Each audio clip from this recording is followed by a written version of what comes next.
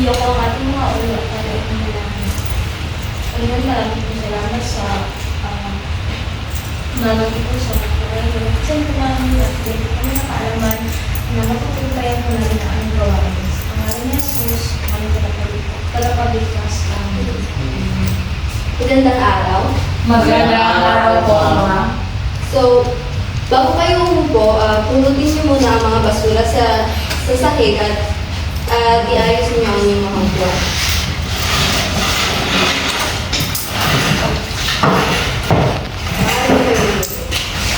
Ngayon ay ihanda niyo ang iyong mga sarili para sa ating panibagong talakayan. Ngunit bago yan ay ilalakad ko muna sa inyo ang ating panuntunan sa klase.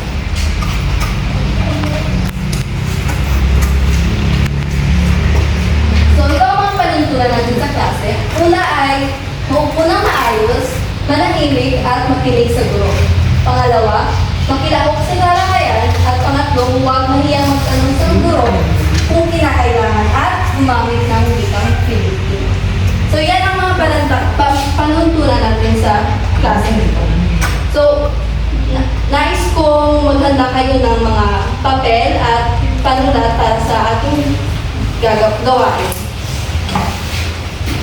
Class B, dahil may liban ba sa araw nito? Wala po, ma'am. Kung ganoon, ay papaktitin ko kayo sa tatlo. Unang pangkat ay si Cecil at Rhea. Pangalawang pangkat si Jumel at Nakjan. Pangatlong pangkat si Mary at Jill. So, dadako na tayo sa ating Parisa. Estudyante ka. Dito. Sino sa inyo ang makapagsasabi kung ano ang ating paksang tinalakay noong nakaraang pagkikita? Sige, kaya niya. tungkol sa variety ng wika. Mahusay. At ano-ano ang mga variety ng wika?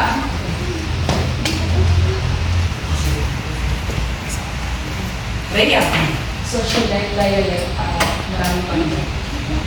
Magaling. At ito nga mga variety ng wika ay nagagamit natin sa sa ating pakikipagtalastasan sa pang-araw-araw ng buhay. Oo. Okay. Okay, dahil lang, meron pa ba kayong katanungan base sa ating naging talakayan noong nakaraang pagkikita? Dahil wala na, bago tayo po, Sir and May. bago tayo pumunta sa ating susunod na pag-aaralan ay nais ko munang basahin ninyo ang ating layunin. Basahin natin sabay-sabay ang ating layunin. Pagkatapos ng talakayan, ang pag-aaral ay nasa hanggang nalalaman ng iba't ibang antas ng wika, nagpapahalagahan ang paggamit ng antas ng wika, nakabubuo ng concept map gamit ang antas ng wika. Maraming salamat. So, para sa ating, bago tayo dumako sa ating talakayan, maaaring tayo muna ay gagawa ng isang gawain na kung saan ang ating gawain ay ito. Ang paluto ay bumuo kayo ng salita sa pamamagitan ng pagkokonekta ng bawat numero. Sa puntong ito, may papakita akong mga titik na kung saan may kalapit na mga numero.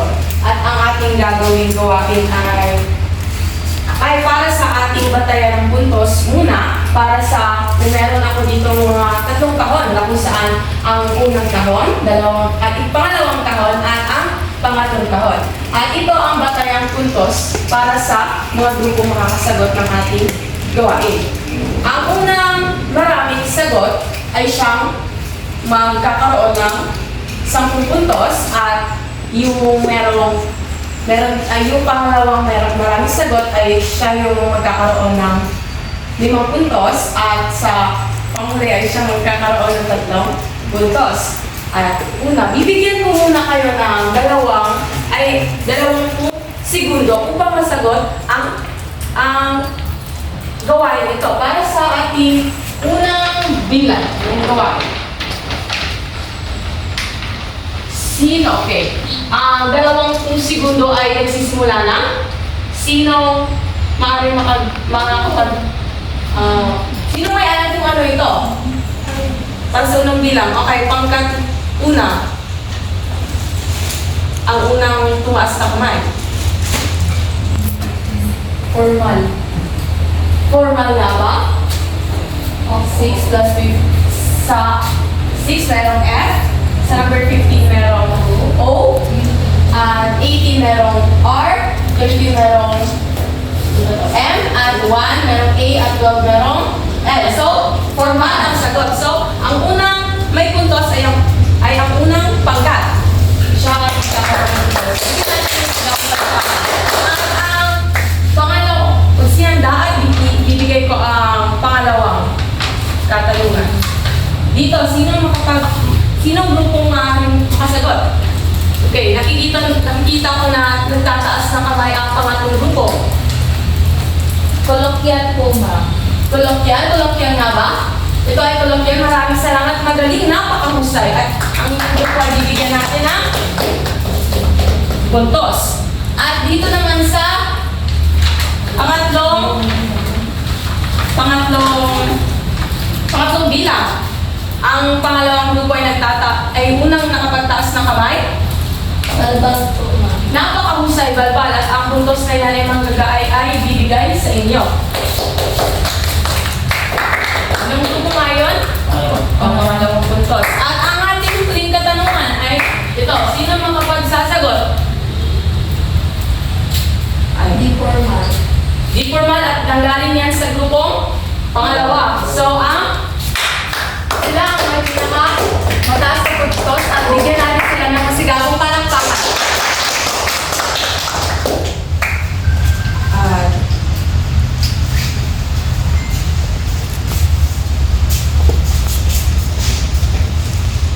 At bago tayo dadako sa ating ngayon ay dadako na tayo sa ating formal na talakayan.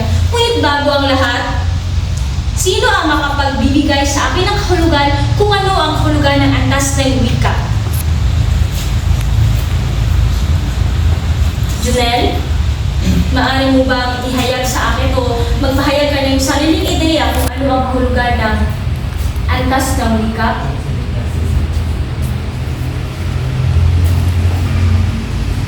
Wala pa akong idea. Ang antas ng wika ay sumasalamin kung saang antas ng lipunan na bibilang ng isang tao. Maaring ito ay ang antas ng wika pala ay nahati sa dalawang kategorya. Dito natin makikita.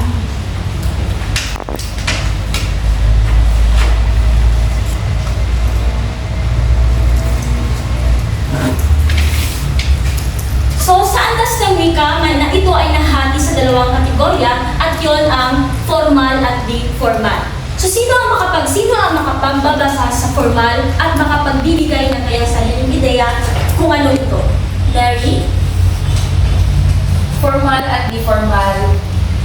Di formal na wika ang wikang ginagamit ng tao sa kaedad, samantalang ang formal naman ang wika ginagamit ng tao na nakatataas o nakakatanda.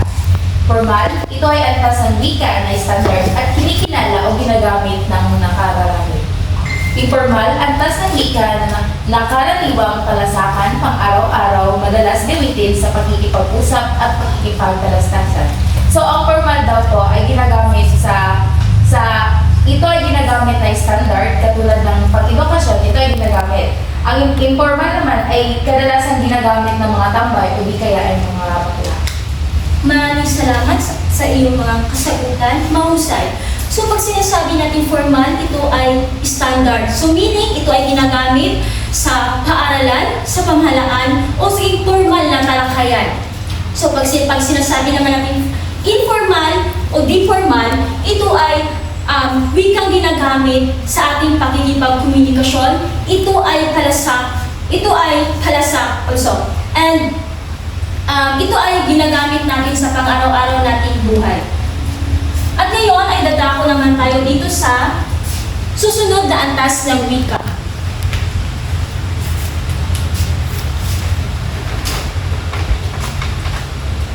Kolokyal.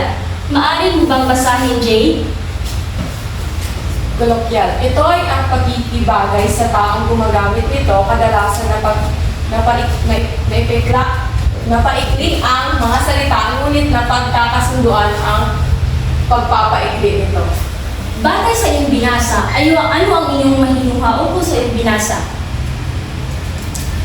Para sa akin, ang halimbawa nito ay yung mga salita na napapaikli. Katulad na lamang ng diyang halimbawa na tena na kung saan ang galing sa salitang tarana. At yung pre na kung saan ang galing sa salitang pare. Maraming salamat, Jade. Mahusay. So, pag sinasabi natin kolokyal, ito ay salitang pinapaikli.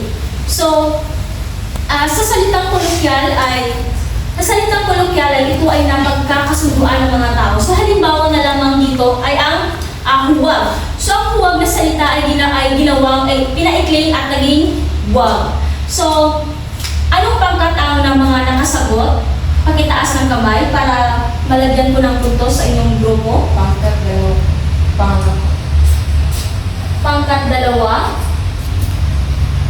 Ano bang pangkat? Pangkat 3 po mo. Pangkat 3. At ang pangkat? Pangkat 1. Maraming salamat. Ngayon ay dadako na naman tayo sa ating susunod na mga antas ng wika.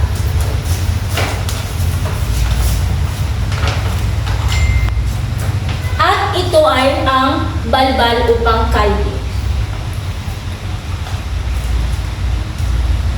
Clarissa, maaari mo bang basahin at magbigay ka ng hinuha? Balbal o pangkalye. Wikang ginagamit ng tao na halos likha-likha lamang at may kanya-kanyang kahulugan gaya ng wika ng mga tambay at mga. So, ang balbal daw po ay gawa-gawa lang ng tao. Kumbaga, ito yung mga ginagamit nila sa pang-araw-araw nilang buhay. For example, eklavosh, erpat or papa, at ermat o mama. Chicks, dalagang bata pa, orange, 20 pesos, Pinoy or Filipino. Ito yung mga wika na maririnig natin sa mga kalye, especially dito sa mga kapos. Maraming salamat. So, pag sinasabi nating balbal o pangkalye, ito ay mga wika na ginagamit ng mga tambay o ng mga bakla. So, nariyan ang mga halimbawa. So, pag sinasabi naman nating erpat, ito ay nangangahulugang papa. So, ermat, ito ay mama. So, pag sinasabi naman nating chicks, ito ay dalagang bata. So, sa ngayon, marami talaga tayong makikita o maririnig na tinatawag ng mga tambay o ng mga bakla. So, yun ang kanilang mga wika na kanilang ginagamit o yun ang wika na kanilang nalikha. So, halimbawa nila naman dito ay orange or 20 pesos. So, Pinoy, Filipino. So, meron pa ba kayong mga katanungan? Wala na po, ma'am. So, kung wala na kayong katanungan, ay dadako na tayo sa sunod nating gawain. So, ngayon ay meron akong mga katanungan sa inyo. Kasi sinasabi niyo na naiintindihan niyo na ang akipaksang tinalakay sa hapong ito. So, unang katanungan. So, ititiklop ko muna ito para malaman ko talaga kung nakikinig kayo or naiintindihan niyo ang aking paksang tinalakay.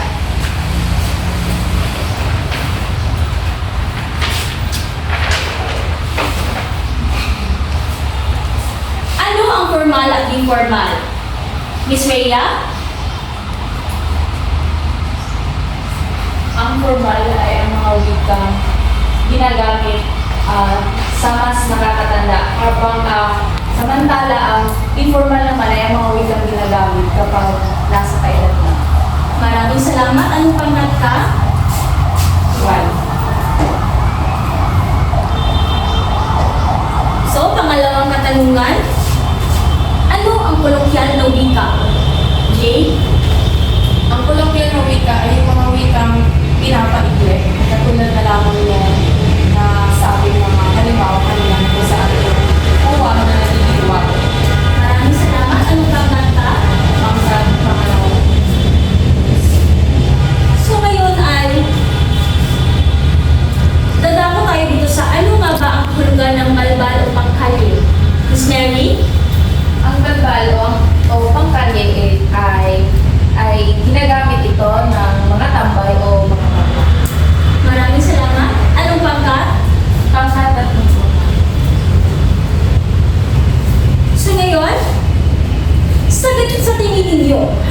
talaga ba ang paggamit ng mga antas ng wika?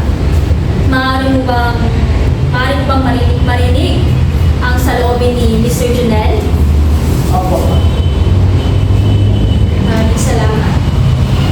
So, ginagamit ba natin ang iba't ibang antas ng wika sa ating pamumuhay? Miss Tanya? Maaari pa mabawag kayo? Maraming salamat. Sa anong particular na grupo kadalasan maririnig kung makikita natin na ginagamit ang balbal ng wika? Miss Clarissa? Sa grupo ng mga bakla at sa mga tambay. Maraming salamat. Sinong pangkat na sumagot? 2, 3, and 1. So ngayon ay naiintindihan nyo ang aking paksang pinalakay kasi nasagot nyo ang aking mga katanungan. Sa ulit, meron pa ba kayong mga katanungan o naiintindihan nyo ba ang aking pinalakay sa hapong ito? Naiintindihan na po, ma'am. Okay, maraming salamat.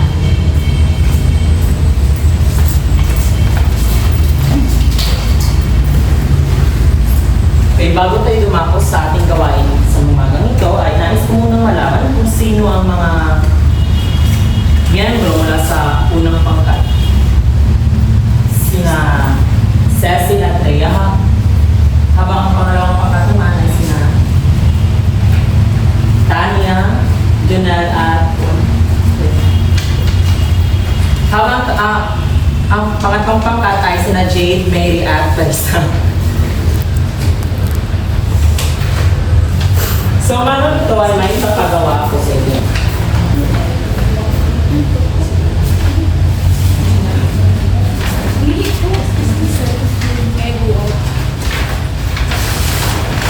Ang unang pangkat ay gagawa kayo ng isang concept map at bibigay at lalagyan niyo ito ng mga halimbawa. Habang ang pangalawang pangkat naman ay gagawa ng pagsasadula tungkol sa antas ng wika at ang pangatlong pangkat naman ay gagawa ng isang kwento na may mga antas ng wika at sasalambuhitan nila ang mga wikang ginamit nila. Ngunit bago iyan ay meron ako mga pamantayan dito.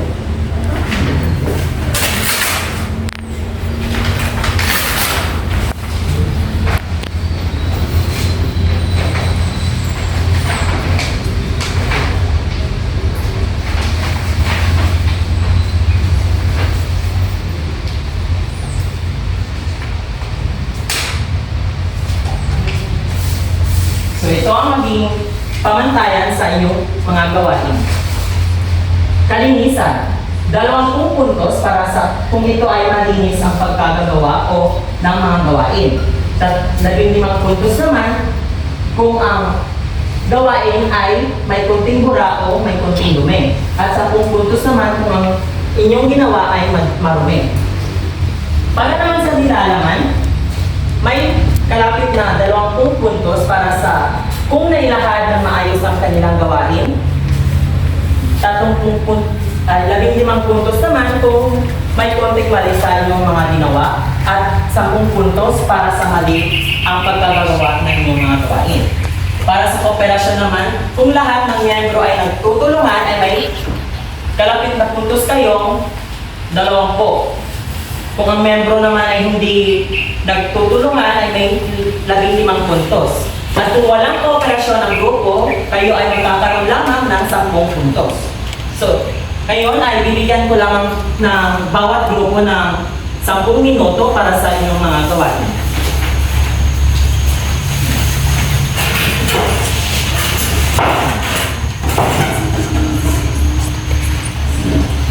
Tapos na ba ang lahat? Opo. Magaling. Ngayon ay natapos na ang ating gawain sa umagang ito. At ngayon ay dadako naman tayo sa ating susunod na gawain. Bago tayo magpapatuloy, ay magkakaroon muna ulit tayo ng ng pangkatang gawain. Okay. Pero bago dyan, nais ko munang balikan ninyo ang dati ninyong kagrupo.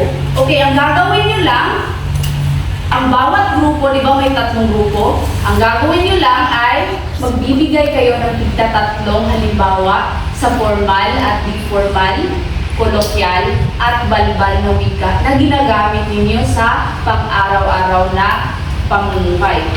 Okay, naiintindihan niyo ba ang gagawin? Yes, Opo, ma'am. At ire-representa ninyo dito sa harap. Okay, sige, sisimulan nila. Tapos na bang lahat? Yes, ma'am. Bibigyan natin ng masigabong palakpakan ng ating mga kaibigan.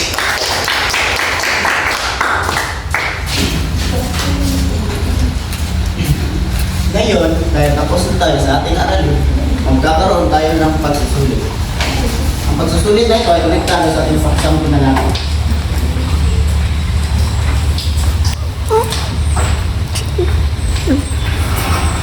So, para sa panuto, basahin ang mga tanong at ilagay nito ba ay wikang formal, di formal, kolokyal o banda.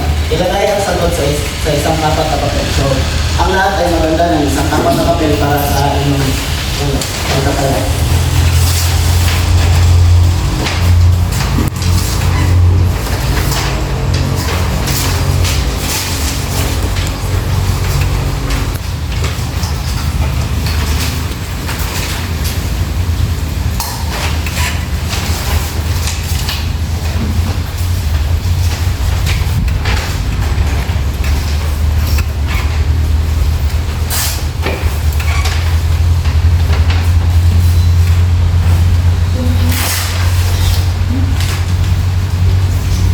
So, ang tataya ay may 6 na minuto dun sa likod.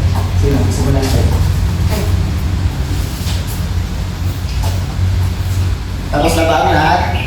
Wala pa po. Sige. Meron ba kayo natitirang 3 minuto?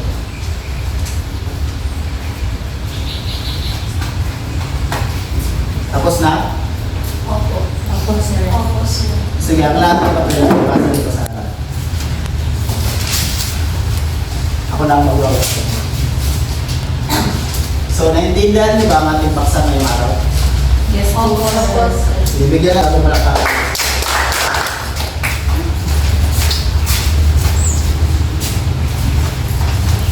Naiintindihan niyo ba ang itinalakay natin sa umaga ito? Yes po, ma'am. So ngayon, ay bibigyan ko kayo ng takdang aralin.